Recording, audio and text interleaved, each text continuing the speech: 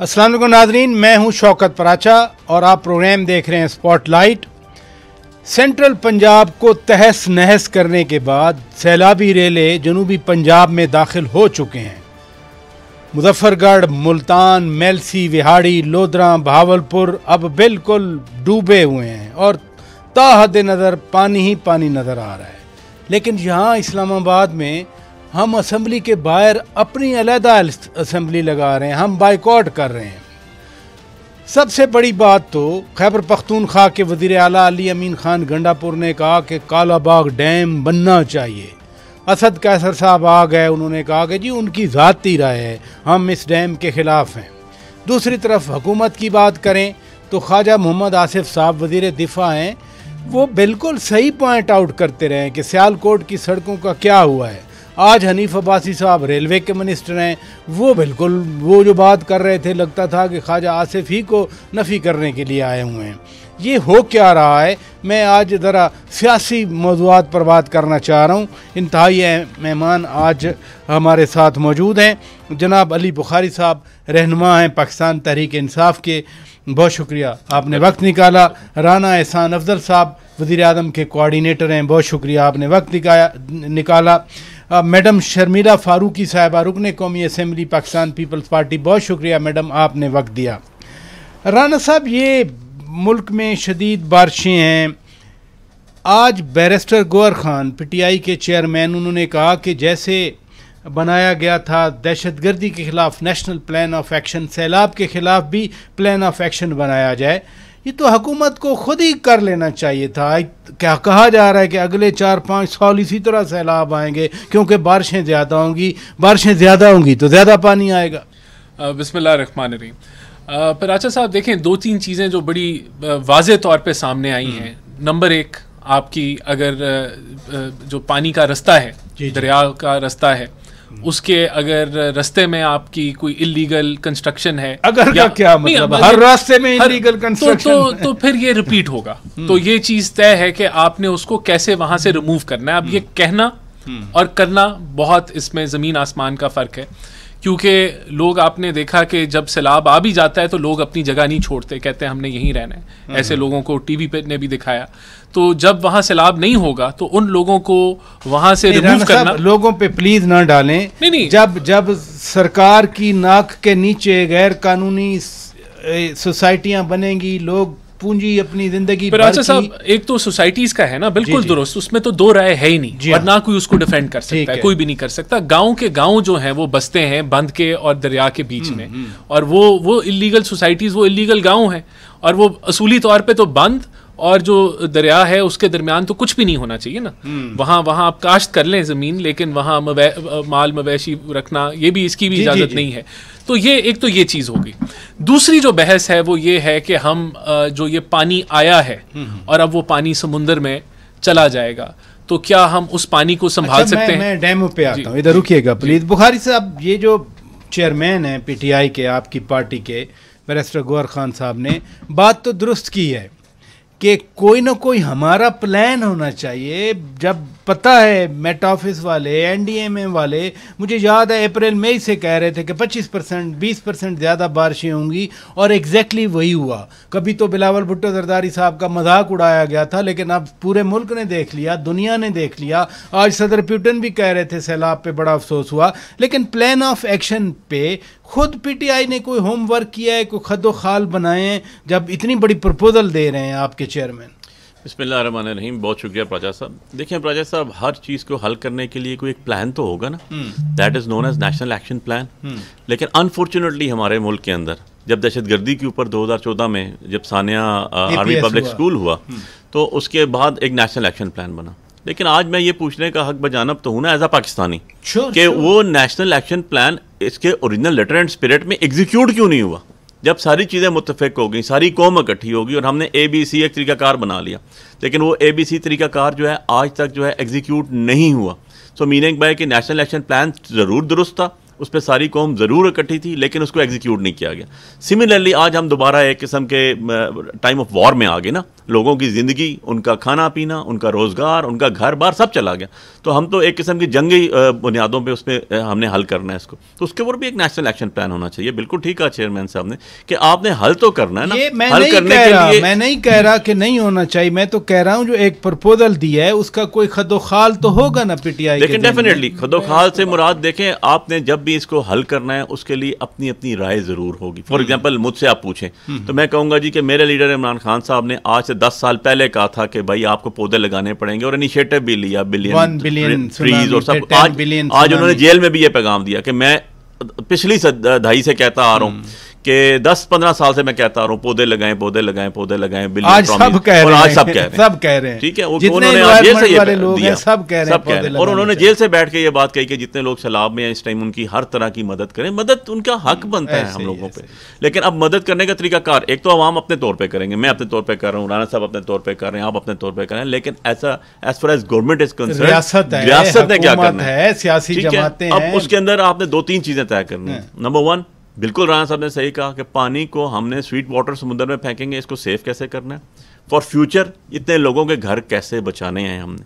अब तो build up property है। आप ही के प्रोग्राम में लास्ट टाइम बताया गया था कि जी जो दरिया के बेड के साथ जगह हैं लोगों की मलकियतें हैं, आप लोगों की मलकियतें उनसे छीन नहीं सकते। हाँ, वो काश करें वहाँ पर रहे नहीं, रहने के लिए उनका बंदोबस्त किया जाएगा। वैसे मैं कल एक वीडियो भेजी मुझे एक शख्स ने चनियोट के अंदर से, जी। तो लोगों ने अपने घर खुद अपने मदद आपके तैयार भी बदलाए, बड़ा सिंपल, कोई उसमें रॉकेट साइंस नहीं यूज़ की उन्होंने ट्रैक्टर लगा के ऊंचा की अपने घरों के इर्द गिर्द करके उन्होंने पानी को अंदर आने से रोका। लेकिन ये सारी प्रिकॉशनरी मेजर्स पानी आने से पहले होने चाहिए। आपका पॉइंट आ गया राना साहब। मैं जरा मैडम से बात कर लूँ। शर्मिला फारूकी साहबा, पहले तो फ्लड की मैं बात कर रहा हूँ, सैलाब की बात कर रहा हूँ, सियालकोट से लेके इन्होंने चिन्योट की बात की, पूरा जो सेंट्रल पंजाब है तबाह करके रख दिया इन दरियाओं ने। जनूबी पंजाब में दाखिल हो चुका है, वहाँ भी पानी पानी नज़र आ रहा है, लेकिन सिंध में भी आना है। अभी क्या आप देख रही हैं, हुकूमत है आपकी, खुदा न खास्ता 2022 वाले नज़ारे, सीन, ट्रेजेडी वो तो नहीं देखने को मिलेगी?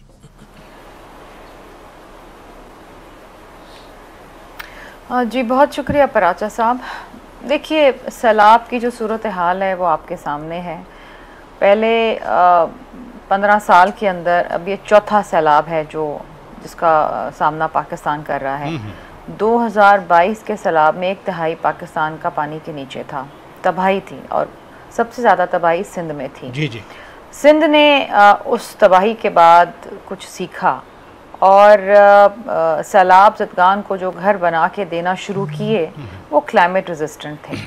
उसकी मिल्कियत भी घर की खातून को दी, और ये पाकिस्तान का सबसे बड़ा तामीराती प्रोग्राम है। वी हैव टू लर्न, और हमें प्रोएक्टिव अप्रोच करनी पड़ेगी। इसमें सियासत से बालातर होके हमें बात भी करनी पड़ेगी और आगे का लायमल तय भी करना पड़ेगा, क्योंकि वो वक्त पराचा साहब गुजर गया जब हम बात करते थे कि जी मौसमियाती तब्दीली होगी तो उसके क्या असरात पाकिस्तान पे। अब तो आ गए ना, अब तो डोर स्टेप पे आ गए, अब तो घर पे आ गए ना। हीट वेव्स आ रही हैं, फॉग, स्मॉग आ रहा है, ग्लेशियर्स पिघल रहे हैं, शदीद बारिशें हो रही हैं। कराची में 200 मिलीमीटर बारिश हुई है, और आपने हाल देखा पंजाब का हाल, पंजाब जो है वो तबाह हो गया है। खैबर पख्तूनख्वा के अंदर इतनी अमवात हुई हैं, इतनी तबाही हुई है। सिंध का जहाँ तक ताल्लुक़ है तो देखिए सिंध के पास कुछ वक्त भी था और कुछ हमने प्रोएक्टिव काम भी किया कि जो हॉट स्पॉट्स थे जहाँ हम समझते थे कि मुश्किलात का सामना हो सकता है, वहाँ पर हमने ऑलरेडी लोगों को एवैक्यूएट कर लिया है। उसके अलावा जो गुड्डू बैराज है वहाँ पर उसकी जो कैपेसिटी है वो 12 लाख क्यूसेक की है, और जो खच्चा है जो कहा जा रहा है कि जनाब 11 से 12 लाख तक पानी वहाँ से गुजरेगा। तो उम्मीद है कि कोई सच कोई मुश्किलात का सामना नहीं होगा। बहरहाल उससे नीचे जब आएगा कोटरी की तरफ तो अगेन कोटरी की जो डिज़ाइन कैपेसिटी है वो 8 से 9 लाख क्यूसेक्स है, और पानी शायद ज़्यादा गुजरने की खदशा है। अब बात यह है कि इस वक्त तो ठट्ठा और इधर के इलाकों में से वैक्यूएशन नहीं कराई गई है, क्योंकि हम पानी को मॉनिटर करेंगे। जब पंजनत से गुड्डू की तरफ आएगा तो 2 दिन का हमें वक्त मिलेगा, उसमें हम देखेंगे कि पानी की बहाव क्या है, कम हो रहा है या ज़्यादा ज़ोर पकड़ रहा है। सिंध ने ऑलरेडी एक मॉनिटरिंग सेल कर दिया है, तमाम जो रिलेटेड वुज़रा हैं वो उन तमाम मकामात पे मॉनिटरिंग कर रहे हैं, कैंप्स लगा दिए गए हैं, लेकिन उसके बावजूद देखिए पानी पानी है, सैलाब सैलाब है। ये आपने बहुत अच्छी बात की, बहुत अच्छी बात की कि सैलाब सैलाब है और पानी जब आता है फिर पता नहीं चलता। इधर रुकिएगा प्लीज़, तैयारियों के हवाले से आपने बात कर दी। राना साहब आप कुछ कहना चाह रहे थे, फिर मुझे ब्रेक लेना है इनफैक्ट। नहीं देखिए, मैं ये आप कह रहे हैं ना नेशनल एक्शन प्लान, इसके अंदर हमें आवाम को भी पता होना चाहिए कि जहाँ तक तो बात है इलीगल सोसाइटीज़ की या बंद के और दरिया के सामने कंस्ट्रक्शन, ये टोटल डोमेन जो है ये सूबों की है, और टोटल अगर इसके ऊपर अगर ओवरसाइट है तो वो डिस्ट्रिक्ट गवर्नमेंट्स की है, कमिश्नर्स की है, डीसीज की है, जो आपकी डेवलपमेंट अथॉरिटीज़ हैं उनकी है। और उसके लिए जो है पहले से ही एक नेशनल एक्शन प्लान है कि आपकी अर्बन डेवलपमेंट होती है तो उसका मास्टर प्लान होता है, आपका ग्रीन ब्राउन का जो है वो नक्शे बनते हैं, तो उसकी वायलेशन ना होना, उसके ऊपर मॉनिटरिंग करना, ये डिस्ट्रिक्ट गवर्नमेंट्स की जिम्मेदारी है, और उसके ऊपर ये सूबों की जिम्मेदारी है। तो ये आप जो है ये इम्प्लीमेंट होना चाहिए, इसमें तो कोई, और देखें एक तो है ना कि नई ना बने, नई तो बननी नहीं चाहिए, यानी कि आज जो इलीगल कंस्ट्रक्शन हो रही है उसको तो रोकें, आज भी हो रही है ना, और सब जगह हो रही है पूरे पाकिस्तान, हमने रोकनी है।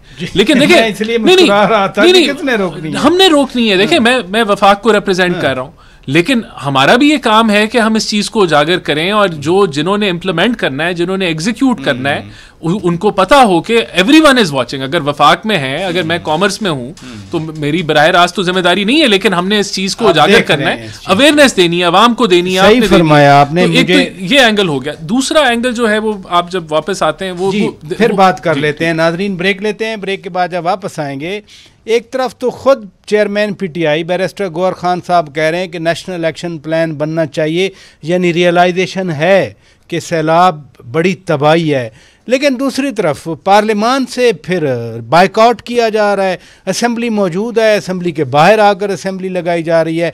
अली बुखारी साहब से मैं ये सवाल पूछूंगा ब्रेक के बाद। Stay with us.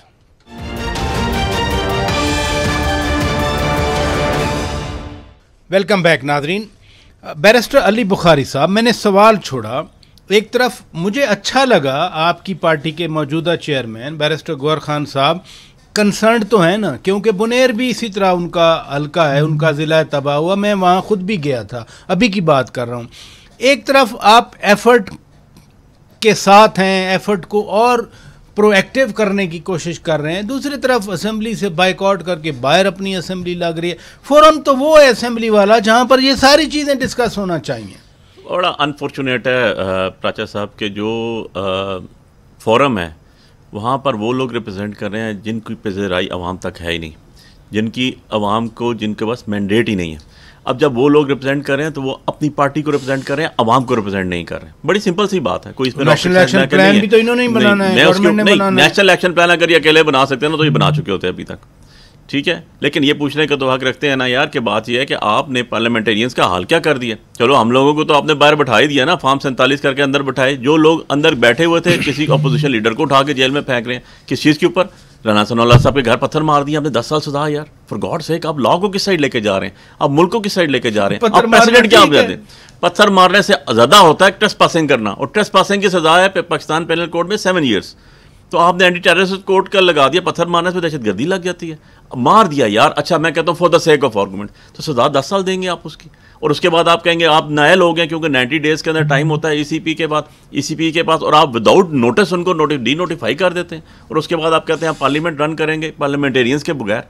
तो जब ऐसा काम करेंगे तो उसके रिटेलिएशन, उसके जवाब ऐसे ही मिलेगा ना आपको, कि जब आप अंदर किसी कयूद को किसी क़वायद और ज़वाबित को आप फॉलो नहीं कर रहे। 1.5 साल के बाद अब ये भी कहा जा रहा है कि असेंबली का बाइकआउट करेंगे, हम बिल्कुल ही नहीं आएंगे। देखिए ना, ऑब्वियसली जब आप किसी किस्म के लिए आगे वे फॉरवर्ड निकालेंगे ही नहीं, आप खाली ये चाहते हैं कि हम हुकूमत करते रहें और बाकी सबका हम गला घोंट दें, तो अल्टीमेटली तो यही कुछ होगा ना, कि जब आप पार्लियामान की खुद इज्जत नहीं करेंगे, अपने साथ बैठे हुए पार्लियामेंटेरियंस की इज्जत नहीं करेंगे। देखिए टाइम तो बदलता है, आज हम भुगत रहे हैं, कल ये भी भुगतेंगे, लेकिन ऐसा कानून बना दें, ऐसी चीज़ बना दें जो कि एक पूरा सिस्टम को लेके आगे चले, ना कि 26वीं अमेंडमेंट की तरह लात को लेकर अपने मर्जी के चुनाव ऑफिसर बैठा दें। सिर्फ आप सब ने भुगता हुआ है, पीपल्स पार्टी ने भी भुगता हुआ है, अनफॉर्चुनेटली उनमें से किसी ने सबक नहीं सीखा हुआ। जी राना साहब, एक तरफ ये असेंबलियों से भी आप कह रहे हैं कि हम नहीं बैठेंगे, कायमा कमेटियों से इन्होंने रिज़ाइन दिए, स्पीकर साहब ने रिज़ाइन नहीं एक्सेप्ट किए, फिर ये तनख्वाहें, पर्क्स, प्रिविलेजेस देती रहेगी असेंबली, जब कोई कमेटियों में नहीं आएगा, असेंबलियों में नहीं आएगा। सिर्फ एक था कि शेख वकास अकरम वाला पॉइंट आउट हो गया कि उन्होंने 40 दिन से ज़्यादा एब्सेंट की है, तो उनको मोशन आ गई कि फारिग किया जाए। नहीं, देखिए वो फारिग नहीं हुए, वो जरूर इस तरह की मोशन आई, लोगों ने इनिशिएटिव तो लिया गया ना, राणा साहब एक तलवार सर पे डाल दी। देखिए जब उसकी भी वजूहात है ना, क्योंकि आप आपस में जब नहीं बैठते और आप पोलराइजेशन को उस इंतहा पे ले आए, तो फिर जाहिर सी बात है माहौल अच्छा तो नहीं है ना। और वो ताली जो है वो जहाँ इन्होंने बिला तजरीद एक ऐसा माहौल बनाया है कि जिसके अंदर एक स्टेलमेट है, तो फिर जाहिर सी बात है दूसरी तरफ से भी रिएक्शन आता है, लेकिन वो होने नहीं वाला। कोई ऐसा कोई नाअहल गैर अटेंडेंस की वजह से नहीं होने लगा, ये मैं आपको बता रहा हूँ। ये ऑन द रिकॉर्ड आप? हाँ, मैं ऑन द रिकॉर्ड बता रहा हूँ, बिल्कुल। शेख वकास अकरम जो हैं वो जंग को रिप्रेजेंट करते रहेंगे, नाअहली इस बुनियाद पे मैं नहीं समझता होने लगी है। मेरा ये एनालिसिस भी है और मेरी ये प्रेडिक्शन भी है। चलें, यानी तो ये कह दें कि हुकूमत का फैसला है, इतना कह दें? नहीं, ये तो फैसला तो जो है वो स्पीकर का है। अच्छा। जो, लेकिन मैं आपको प्रेडिक्शन बता रहा हूँ कि ये नहीं होने लगा। Prediction based upon certain feedback, obviously जी, फीडबैक। तो अच्छा, बहरहाल देखें, बात ये है कि आप मुबारक हो शेख वकास अकरम साहब, फीडबैक की बुनियाद पर कह रहे हैं कि आप नाअहल नहीं होंगे। नहीं, देखें अब बात अच्छी बात है ये, मैं तो मैं समझता हूँ ये जमहूरी रवायत भी नहीं है कि अगर कोई गैर हाजिर हो जाए आप उसको जो है वो नाअहल कर दें। ये क्योंकि इस तरह का माहौल बना हुआ है, तो दोनों तरफ से मुंतखब तो अवाम ने किया है ना, उनका हक है कि वो अगली बार ना करें मुंतखब। ये थोड़ी है कि अब बात आ गई कि पार्लियामेंट की इनको आदत हो गई है, क्योंकि इनके लीडर जो हैं वो जमहूरी नहीं है, और इनकी जो सियासत है वो इस बुनियाद पे है कि सब बुरे हैं, हम फरिश्ते हैं। लेकिन नेशनल प्लान ऑफ एक्शन तो यही प्रपोज कर रहे हैं ना आपको कि इतनी बड़ी तबाही होगी। पंजाब, अब तो पंजाब नजर आ रहा है, कल सिंध नजर आएगा, इतना पानी चला जाएगा। जो मैं समझता हूँ कि कोई नेशनल एक्शन, कोई प्लान बनना चाहिए, वो होना चाहिए इस बेसिस पे कि आपने पानी को स्टोर कैसे करना है, आपने अपना वाटर टेबल कैसे बनाना है, उस पे बनना चाहिए। और वो क्या है, देखें शहरों के अंदर मैं आपको छोटी छोटी एक्वाफायर्स होने चाहिए। आपने एक वो अर्बन सेंटर जंगल बना दिया है सीमेंट का और स्टील का, और कोई वहाँ पॉन्ड्स नहीं है, कोई लेक्स नहीं है, कोई आपके नाले नहीं है जो बरसाती नाले हों। एडेप्टेशन करनी है हमने, बिल्कुल। मैं अपने आपको क्लाइमेट के मुताबिक मिसाल देता हूँ। ऑस्ट्रेलिया के अंदर ये कानून है कि बारिश का पानी सब ने इकट्ठा करना है और वो टैंकों में जाना है। बारिश का पानी हर घर का, वो उसके घर की कंस्ट्रक्शन का हिस्सा है कि बारिश का पानी आपने इकट्ठा करना और उसको इस्तेमाल करना है, कंजर्व करना है अपने घर पे कंजर्व करना है। वो निज़ाम आपका घर की इजाज़त ही नहीं बनेगी जब तक वो आपका जो है वो सिस्टम नहीं है। तो आपको इस तरह की चीज़ें आपको शहरों में करनी है, आपको देहातों में करनी है, आपको जो है फिर छोटे डैम बनाने हैं, ये सब कुछ। तो इसके ऊपर सियासत नहीं होनी चाहिए। मेरा मकसद ये कि आपके कोई एक बंदा उठ के कहता है जी ये डैम बनना चाहिए, कोई कहता है नहीं बनना चाहिए। पहले मैं उस पे आता हूँ शर्मिला फारूकी साहिबा ये कह रहे हैं सियासत नहीं होनी चाहिए। सियासत तो हो रही है, यानी पता नहीं कितने लोग इस वक्त बेघर हैं, मिलियंस में हैं इस वक्त। मैं पंजाब की बात कर रहा हूँ, आप तो अभी वेट कर रहे हैं ना। पंजाब में मिलियंस हाउस होल्ड जो हैं वो घरों के बगैर हैं। यहाँ पे असेंबली का बाइकआउट होता है, बाहर असेंबली लग जाती है।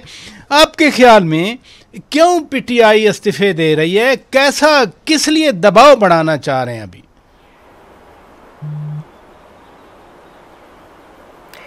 अच्छा साहब, इट्स वेरी अनफॉर्चुनेट कि पीटीआई को जो इस वक्त ऑन ग्राउंड हालात हैं उनके अपने सूबे में जहां पर उनकी हुकूमत है, उनको कोई सरोकार नहीं है। इतने लोगों की अमवात हो गई, घर बार माल मवेशी सब तबाह हो गया, लेकिन उनको सिर्फ सियासत करनी है, बाइकआउट करना है, धरने देने। और ये देखें, ये तमाम चीज़ें दे कैन वेट। इस वक्त हर चीज़ भुला के, तमाम सियासत से, रंजिशों से बालातर हो के आपको इंसानी जानों को बचाने की कोशिश करनी चाहिए। खैबर पख्तूनख्वा में कोई सैलाब से मरता है तो हमें तकलीफ़ होती है, पंजाब में तकलीफ़ होती है, हमें तकलीफ़ हो रही है, सिंध के अंदर अब ना जाने क्या होगा। बात यह है कि इस वक्त ये सारी सियासत छोड़ दें, ये सियासत का वक्त ही नहीं। इस वक्त तो इंसानी जानें बचाने का काम है। इकट्ठे हो जाएं, बैठ जाएं, आगे का लाए अमल तय करें, छोड़ दे रंजिश। ये this doesn't matter. Imran Khan Pakistan की किसी और शख्स जिसकी जान सैलाब में चली जाती है उससे बढ़कर नहीं है। देखिए इस वक्त तो इतनी तकलीफ़ में है लोग, इतनी तकलीफ़ में है, आप उनसे पूछें जिनका घर बार बह चुका है, जिनका कोई प्यारा जो है वो सैलाब में बह चुका है, आप उनसे उनकी तकलीफ़ तो पूछें। वो तो उम्र भर के लिए तबाह हो गए ना। वो बच्चे जिनके स्कूल बह गए, जिनके घर बह गए, और माल मवेशी जो उनकी लाइवलीहुड थी जिन लोगों की, वो चली गई। आपने लोगों को रिहेबिलिटेट करना है। लोग कैंपों में बैठे हुए हैं, बेयार व मददगार। देखिए इतना बड़ा ये चैलेंज है, इट्स अ ट्रेजेडी, ये ट्रेजेडी है। आप दहशतगर्दी में लोग शहीद होते हैं तो आप उनके लिए अश्कबार होते हैं। ये आपके लोग हैं। जितने दहशतगर्दी में शहीद हुए उससे ज़्यादा तो सैलाब में, बारिशों में मर रहे हैं। छत गिरने से लोग मर रहे हैं, उनकी अमवात हो रही है। कल पराचा साहब हमें एनडीएमए ने ब्रीफिंग दी, एमएनएस को। अच्छा।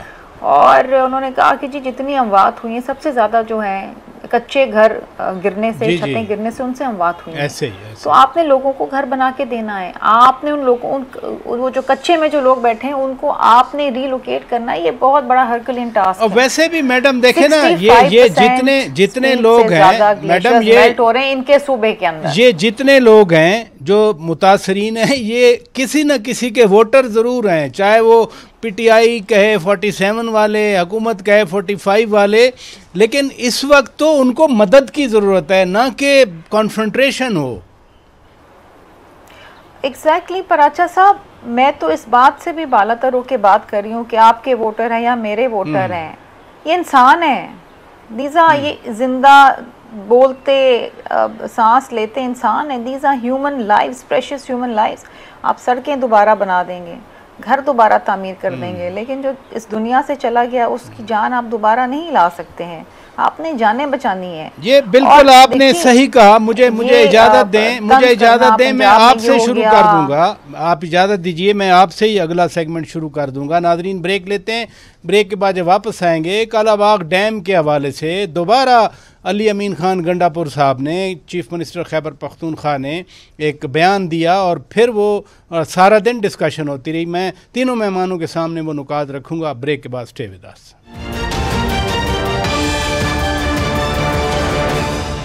वेलकम बैक नाजरीन। मैडम शर्मिला फारूकी साहिबा, अली अमीन खान गंडापुर एक सूबे के चीफ मिनिस्टर हैं और वो कह रहे हैं कि कालाबाग डैम बनना चाहिए। आज ज़ाहिर है आपकी पार्टी की तरफ से एतराज़ात भी आए, लेकिन असद कैसर साहब ने तो वादे कर दिया कि जी उनकी ज़ाती राय है, हम नहीं चाहते ऐसा। तो फिर भी इस पे बहस होनी चाहिए, तनकीद होनी चाहिए अली अमीन खान गंडापुर पर, जब वो पार्टी ने कह दिया कि पार्टी पॉलिसी नहीं है ये। नहीं देखिए ना पराचा साहब, ये कितनी अनफॉर्चुनेट बात है। अभी हम एक यकजहती की और इत्तेहाद की बात कर रहे थे। ऐसे वक्त में जहां लोगों की जानें जा रही हैं, सैलाब से घर बार माल मवेशी सब बह गए हैं, वहाँ पर आप एक कंट्रोवर्शियल इशू को उठा दें, कालाबाग डैम जैसे, जिसके बारे में लोग बड़े सेंसिटिव हैं। दो सूबे बलूचिस्तान और सिंध इंतहाई उसके सेंसिटिव हैं और ये सीसीआई में मामला गया, वहाँ पर ही जाके रुका। ऐसी मुतनाज़ा बात करने की क्या ज़रूरत है?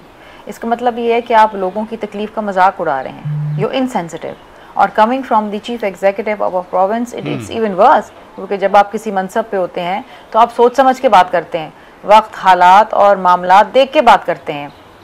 लेकिन अगर आपने सिर्फ लोगों को तकलीफ पहुंचानी है और अफरा तफरी पैदा करनी, तो फिर आप इस किस्म की गुफ्तगू करेंगे ना। ये तो अफसोसनाक बात है कि आप इस किस्म की बात करें। ये क्या वक्त मौका है ये बात करने का? आप मुझे बताइए, क्या इसकी ज़रूरत थी? ये ज़ाहिरी बात है ना कि लोगों की तकलीफ़ को उजागर करना, लोगों में हलचल फैलाना, लोगों में बेचैनी फैलाना, जबकि ऑलरेडी वो बेचैन और परेशान है। क्या ज़रूरत है ये बात करने की? ये इस बात की गवाही देता है कि वो खुद कैसे शख्स हैं। क्या उनको लोगों की तकलीफ़ से कोई सरोकार नहीं है? क्या वो लोगों की तकलीफ़ को नहीं समझते हैं अपने सूबे में? बहरहाल मैं क्या उनकी बात कहूँ, उनका लबो लहजा, हालात, मामला जो वो हैं, वो ज़ाहिरी बात है जितनी मैली ज़बान उतना बड़ा ओहदा। ये तो पीटीआई का एक हॉलमार्क है ना। जितनी आप गालियाँ देंगे उतने बड़े ओहदे पे आपको फाइज किया जाएगा। रखा ही उनको इसलिए है। चलें, ये तो खैर एक पॉलिटिकल बात थी, लेकिन डैम वाली बात आपका पर्सपेक्टिव आ गया। अली बुखारी साहब, मैडम कह रही हैं कि तकलीफ देने के लिए। मेरा क्वेश्चन ये है कि ये किसको खुश करने के लिए बयान दिया उन्होंने? देखें प्राचा साहब, मीठा मीठा हप हप और कड़वा कड़वा थू थू, ये तो कोई बात ना हुई ना। जब आपने नेशनल एक्शन प्लान बनाना और पूरे मुल्क का सोचना तो फिर पूरे मुल्क का सोचना। जो 70 से लेके आज तक बैठे हुए हैं और उन्होंने एक डैम नहीं बनाया 70 से लेके आज तक, और इनफैक्ट 35 साल गवर्नमेंट में गुजर चुके हैं, और रोटी कपड़ा मकान इनका स्लोगन रहा है। और उसके बाद वो अगर इस तरह के भाषण देना शुरू करें, this is not tolerable, number 1, and not acceptable. Number 2 चीज़ ये, आज आप प्रोग्राम्स देख लें टीवी उठा के, जब से सैलाब आया सबसे ज़्यादा डिस्कशन क्या हो रही है? अगर कालाबाग डैम नहीं हो रही तो डैम्स तो हो रही है ना, कि how to save the sweet water. अब मैं ये क्वेश्चन करने का तो हक रखता हूँ, इस पे मैं आपकी बात पे आ रहा हूँ। इस पे कोई कंट्रोवर्सी नहीं है कि छोटे डैम बनने चाहिए। मसलन सतलुज, रावी, चनाब का पानी ये तो कालाबाग डैम में जा ही नहीं सकता, झेलम का पानी नहीं जा सकता, जाता ना। लेकिन फिर वो कंट्रोवर्सी क्यों छोड़ी गई? किसको खुश करने के लिए? बात ये नहीं, बात बिल्कुल ये नहीं है। उनकी अपनी राय है, उस पर असद कैसर साहब आपको बाकायदा से अपनी एक बता चुके हैं, हमने चलाया उसके अंदर। अब दूसरी बात ये है, अगर उन्होंने एक बात कही है as a CM of the province, तो उसको बैठ के बात करने में कोई हरज है? पूछने में कोई एतराज है? या उसको डिस्कस ही नहीं करना चाहिए कि नहीं ये डिस्कस किया तो हम मर मिट जाएंगे? ऐसे नहीं होता। वो जो पीपल्स पार्टी का मौक़िफ़ सामने आया वो ये है कि ये तकलीफ का टाइम है, मुत्तहिद होने का टाइम है, तनाज़ा खड़ा करने का टाइम। अब मैं उधर आ जाता हूँ, तकलीफ का टाइम होता है ना जब, तो उसके बाद उसके ऊपर मरहम रखा जाता है। मैं ये तो कह सकता हूँ ना कि 2022 के अंदर जब सैलाब आया, यही गवर्नमेंट बैठी हुई थी, यही सिंध के अंदर बैठे हुए थे, और आज इंटरनेशनल मीडिया कह रहा है कि इन्होंने 2022 से कोई सबक नहीं सीखा। हमें तो नहीं कह रहा वो, हम तो नहीं उस टाइम बैठे हुए थे, हम आज भी नहीं है, यही बैठे हुए हैं और यही कर रहे हैं। तो भाई इशू ये है कि आपका अपना हाउस इन ऑर्डर नहीं है, आपका अपना प्रोविंस अगर ऑर्डर इन हाउस नहीं है, आपका अपना डिवीजन ऑफ द वाटर सही नहीं है, तो आप दूसरे को ब्लेम नहीं कर सकते। सिर्फ इशू ये है कि हमने पाकिस्तान को आगे कैसे लेके चलना है। क्या पानी एक कुदरती सोर्स भी है और रिसोर्स भी है, दोनों चीज़ें हैं। क्या हम इसको ज़ाया करते रहेंगे? कभी हम इस चीज़ पर लड़ाई करेंगे कि इंडिया ने पानी बंद कर दिया और हम प्यासे हैं, हमारे पास पानी नहीं है, और हम इस इंडस वाटर ट्रीटी को लेके जाएंगे? कभी हम इस चीज पे लड़ते रहेंगे कि नहीं पानी बहुत आ गया, सैलाब आ गया, लोग चले गए? बुखारी साहब लगता है कि पानी ज्यादा आने पे लड़ाई हो रही है। तो इशू ये है कि पानी को सेव कैसे करना, how to save the water. अब उस पानी को सेव करने के लिए हम क्या कहेंगे? एक चीज़ और मैं बताऊं आपको।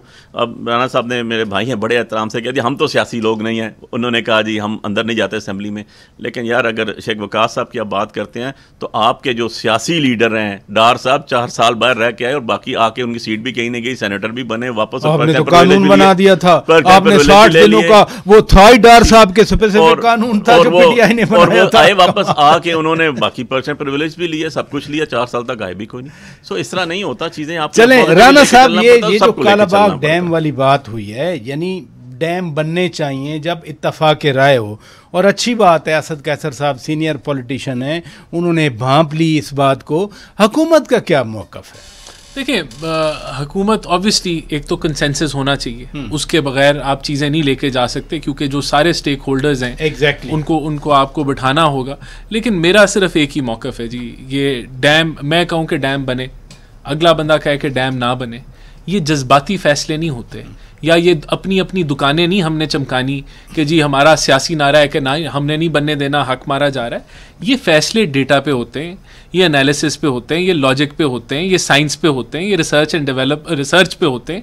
ये बहुत सारे हमारे बदकिस्मती से जो टेक्निकल चीज़ें हैं वो सियासी नारों के अंदर गुम हो जाती हैं, और वो जो लॉजिक होती है, जो एनालिसिस होता है, वो पीछे रह जाता है। तो वो नहीं होना चाहिए। अभी तो खैबर पख्तूनख्वा के वज़ीर आला साहब ने ये बात की, वैसे केपी असेंबली की भी करारदाद पड़ी है, सिंध असेंबली की भी पड़ी है, बलूचिस्तान असेंबली की भी पड़ी है। एक चीज़ अगर सूबों को काबिल कबूल नहीं है तो फिर उस पे इंसिस्टेंस क्यों? बाकी बनाए छोटे बड़े डैम। मैं बिल्कुल इस मौक़िफ़ से एग्री करता हूँ कि आपके पास अगर आप एक चीज़ मुतनाज़ा है और वो वैसे भी बड़ा प्रोजेक्ट है, उसको 10-15 साल भी लगने, तो जिन चीज़ों में चंद साल लगने और उससे भी आपकी जो है वाटर की कंजर्वेशन होगी, आप अपनी कैपेसिटी जो है वाटर स्टोरेज की बढ़ा सकते हैं, आप पहले वो कर लें। तो ये देखें, ये हमें, और ये भी मैं बता दूं, ये सूबों की डोमेन है। जो छोटे डैम है वो सूबों ने बनाने। सूबों के पास आज वफाक से ज़्यादा डेवलपमेंट के बजट हैं। वफाक तो कंगला है, सूबे फिर वो जो है ना अपनी रिसोर्सेज से वो 10, 15, 20% कमाते हैं, 80% उनको वफाक दे रहा है। तो ये काम करें सूबे, जिम्मेदारी से करें, छोटे डैम्स बनाएं, लेक्स बनाएं, पॉन्ड्स बनाएं, एक्वाफायर्स बनाएं, और ये सूबों ने करना है, सूबों ने करना है। कंक्लूडिंग रिमार्क्स में मैडम आपसे चाहूँगा कि आपने हुकूमत का मौक़िफ़ भी सुन लिया, पीटीआई का तो मैंने आपको बता दिया, असद कैसर साहब ने बात कर दी। अब ये इशू इधर ही रहेगा या ये मज़ीद आगे बढ़ेगा?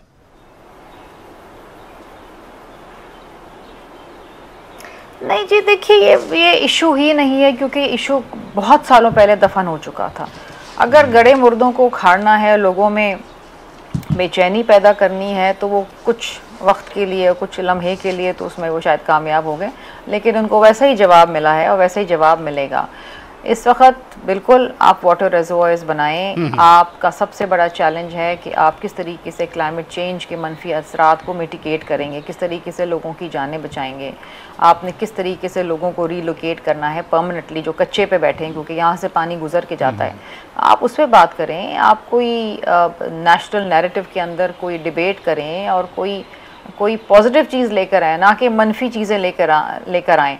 बात यह है कि this issue has been dead for the longest time, और इस इशू को तब उठाना बेफजूल है। बहरहाल बहुत शुक्रिया, बहुत शुक्रिया आप मैडम, बहुत शुक्रिया, आपका मौक़िफ़ आ गया, आपने टाइम निकाला हमारे लिए, शुक्रिया अदा करते हैं। राना एहसान अफजल साहब बहुत शुक्रिया, आप तशरीफ़ ले आए।